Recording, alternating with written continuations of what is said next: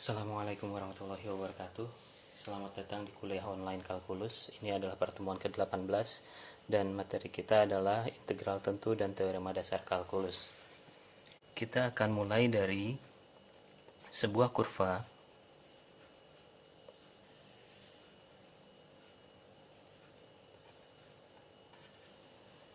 sebutlah ini kurva Y sama dengan fx dan dia dibatasi dari A sampai B. Yang kita cari adalah luas daerah di bawah kurva ini. Yang dilakukan oleh Riemann, dia memotong-motong luas ini menjadi partisi-partisi, lalu menghitung luas persegi panjang ini.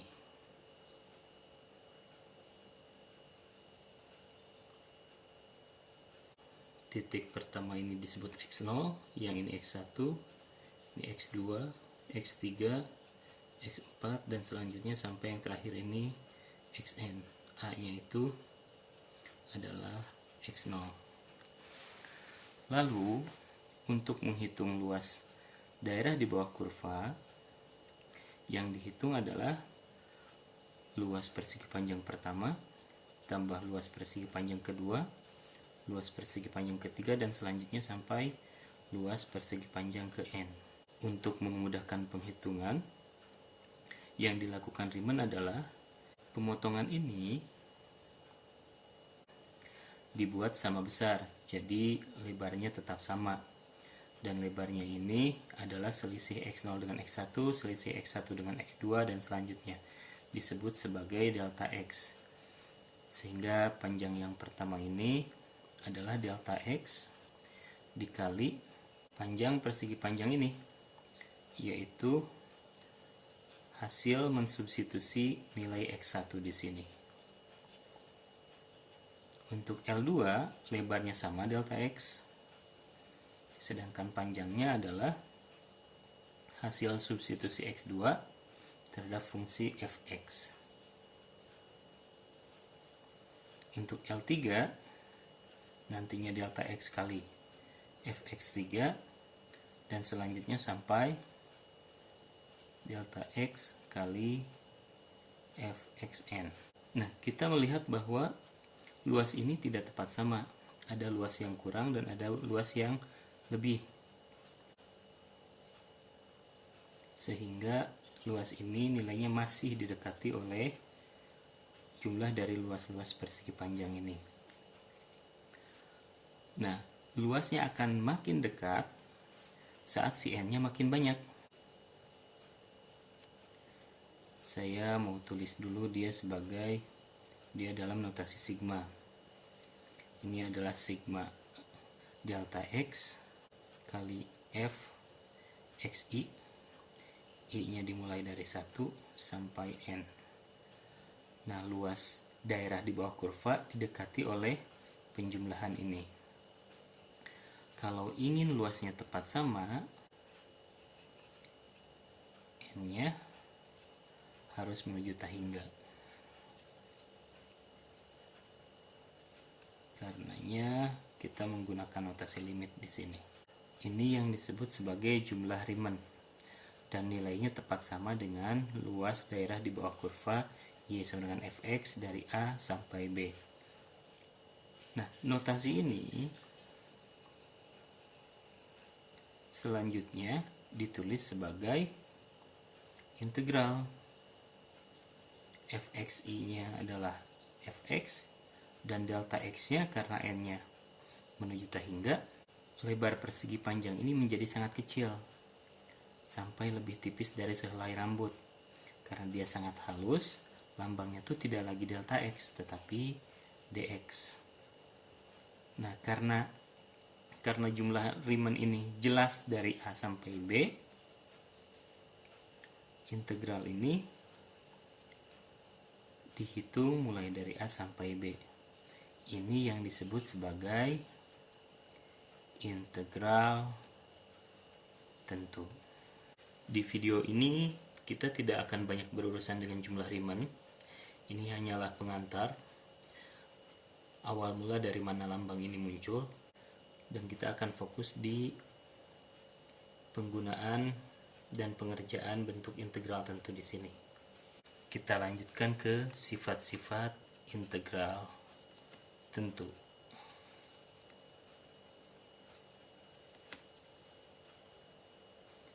Yang pertama, kalau saya punya integral dari A sampai B, fx dx, lalu saya ingin menulis sebagai integral dari B sampai A, posisi batasnya ditukar. Mereka bisa sama, asal dikali negatif 1. Sifat yang kedua, kalau saya mencari integral fx dari A sampai A, ini hasilnya selalu sama dengan 0. Sifat yang ketiga, kalau saya punya integral dari A sampai B, fx dx, tetapi si fungsinya saya kalikan dengan konstanta dulu, ini hasilnya sama dengan k-nya boleh keluar, dari A sampai B, fx dx. Sifat selanjutnya, kalau saya memiliki integral dari A sampai B untuk fx dx, dan saya punya integral dari A sampai B untuk fungsi yang lain, gx dx, lalu saya jumlahkan atau saya kurangkan, ini mereka boleh bergabung, fx ditambah atau dikurang gx dx. Atau sebaliknya, saat saya punya penjumlahan atau pengurangan di dalam integral, ini boleh saya pisah menjadi integral fx ditambah integral gx. Kalau pengurangan berarti integral fx dikurang integral gx. Kalau saya ingin menjumlahkan integral A sampai B fx dx dengan integral C sampai integral B sampai C fx dx, ini hasilnya sama dengan dari A sampai B ditambah dari B sampai C. Hasilnya adalah dari A sampai C fx dx. Lalu kalau misalnya fungsi yang saya miliki berada di antara dua buah bilangan, sebutlah di antara maksimum dan minimum, integralnya dari A sampai B fx dx ini juga akan berada di antara maksimum dikali B kurang A dan minimum dikali B kurang A. Dikali ya, maksimum dikali B kurang A, minimum dikali B kurang A. Mari kita lihat contoh soal. Misalnya diketahui integral dari negatif 1 sampai 1 untuk fx dx adalah 5, sedangkan integral dari 1 sampai 4 ini nilainya adalah negatif 2. Saya punya lagi integral dari negatif 1 sampai 1 untuk fungsi yang lain, hx. Ini nilainya 7. Kalau saya tanya integral dari 4 sampai 1 untuk fx dx, ini mirip dengan persamaan kedua, hanya batasnya terbalik. Kalau kita ingin membalik batas yang ini menjadi 1/4, kita harus mengali dengan negatif 1. Integral yang ini hasilnya adalah negatif 2, dikali negatif 1 hasilnya 2. Pertanyaan selanjutnya, kalau saya mencari integral dari negatif 1 sampai 1, fungsinya adalah 2fx ditambah 3hx dx. Lihat bahwa kita punya penjumlahan di dalam integral. Kalau ada penjumlahan di dalam integral, kita boleh memisahkan penjumlahan ini sehingga integralnya jadi ada 2. Yang pertama adalah 2fx, yang sebelahnya adalah 3hx dari negatif 1 sampai 1. Ini bilangan dikali fungsi, bilangannya boleh pindah keluar. Min 1 sampai 1 fx dx ditambah 3 kali min 1 sampai 1 hx dx. Yang ini kita sudah tahu hasilnya 5, dan yang ini hasilnya adalah 7. 2 kali 5 10, 3 kali 7 21, hasilnya 31. Bagaimana kalau yang saya cari adalah integral dari negatif 1 sampai 4 untuk fungsi fx dx. Yang kita punya negatif 1 sampai 1 dan 1 sampai 4. Kalau saya mencari negatif 1 sampai 4, ini didapatkan dengan menjumlahkan dua integral ini. Dari negatif 1 sampai 4, itu sama dengan integral dari negatif 1 sampai 1, ditambah integral dari 1 sampai 4. Kalau fungsinya memang sama. Integral dari negatif 1 sampai 1 fx dx adalah 5, yang ini adalah negatif 2. Hasilnya 3. Kita lihat contoh yang lain. Tunjukkan bahwa nilai integral dari 0 sampai 1 untuk fungsi 1 tambah cos x dx ini nilainya kurang dari atau sama dengan akar 2. Pertidaksamaan itu muncul di sifat ke-6. Saya ingatkan lagi, sifat ke-6 itu adalah yang ini. Kalau fx-nya berada di antara maksimum dan minimum, maka integral dari a sampai b untuk fx dx harus berada di antara b kurang a kali maksimum dengan b kurang a kali minimum. Untuk pertidaksamaan seperti ini, integral kurang dari sebuah bilangan, kita akan menggunakan bagian yang maksimum ini, sehingga kita perlu tahu dulu nilai maksimum dari fx nya berapa. Kita lihat bahwa fungsi yang diintegralkan adalah 1 tambah cos x, dan kita tahu nilai kosinus itu selalu berada di antara 1 dan negatif 1. Nilai maksimum dari kosinus adalah 1. Karenanya akar dari 1 plus cos x ini selalu lebih kecil atau sama dengan akar dari 1 tambah 1, karena kosinus x nya itu maksimumnya 1. Ini hasilnya 2. Dengan menggunakan pertidaksamaan ini, integral dari 0 sampai 1 untuk akar 1 tambah cos x dx ini kurang dari sama dengan b kurang a dikali b nya 1, a nya 0, dikali nilai maksimum yaitu 2. Nilai maksimumnya bukan 2 tapi akar 2.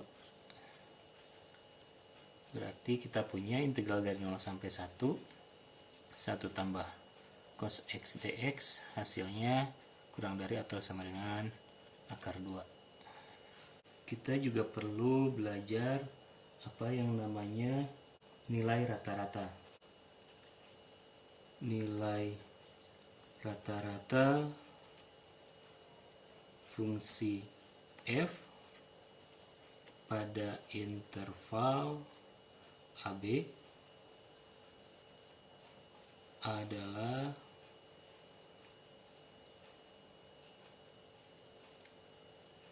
integral dari a sampai b fx dx dikali dengan 1 per b kurang a.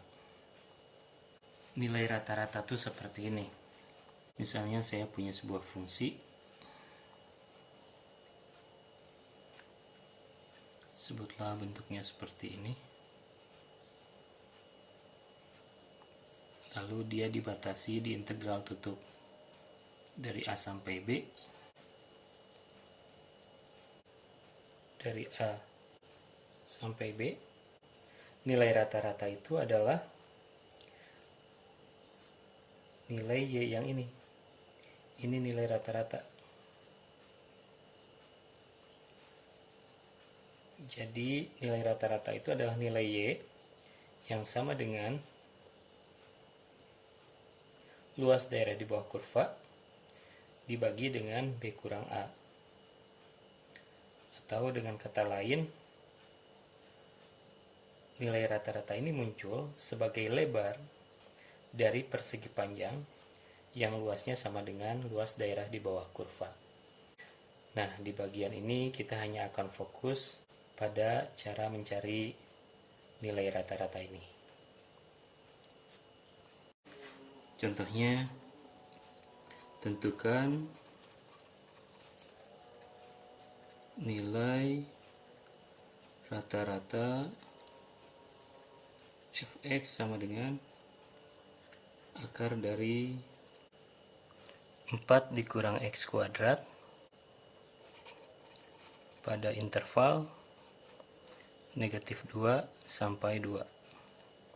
Nah, yang harus kita hitung adalah nilai rata-rata, yaitu 1 per B kurang A, 2 kurang negatif 2, dikali integral dari A sampai B, negatif 2 sampai 2, fungsinya yang ini, integral 4 kurang x kuadrat dx. Nah, sejauh ini kita belum belajar bagaimana cara menyelesaikan hitungan seperti ini. Yang kita tahu, integral itu adalah representasi dari luas daerah di bawah kurva. Kita berurusan dengan kurva Y sama dengan akar 4 kurang x kuadrat. Coba kita lihat ini kurva jenis apa. Akar 4 kurang x kuadrat. Kalau saya sederhanakan, ini jadi y kuadrat sama dengan 4 kurang x kuadrat, atau x kuadrat tambah y kuadrat sama dengan 4. Kita kenal fungsi ini.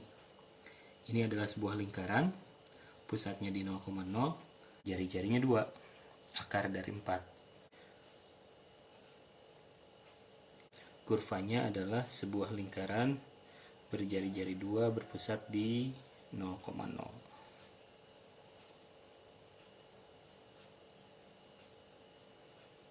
Tapi fungsi yang kita kerjakan bukan x kuadrat tambah y kuadrat sama dengan 4, tapi yang ini, y sama dengan akar dari 4 kurang x kuadrat. Itu artinya tidak keseluruhan lingkaran yang menjadi fungsi yang dimaksud. Fungsi yang dimaksud adalah bagian atas dari lingkaran ini. Akar dari 4 kurang x kuadrat. Karena yang bagian bawah ini, persamaannya adalah y sama dengan negatif akar dari 4 kurang x kuadrat. Jadi kita tidak akan menggunakan yang ini.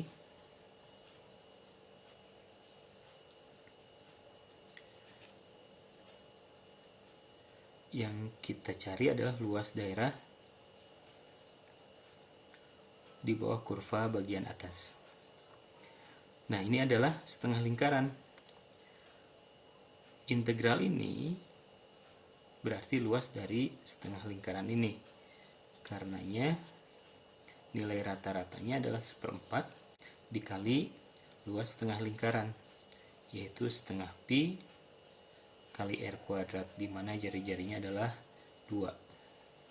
Ini hasilnya 1/8 kali 4 pi, yaitu setengah pi. Selesai. Nilai rata-ratanya adalah setengah pi.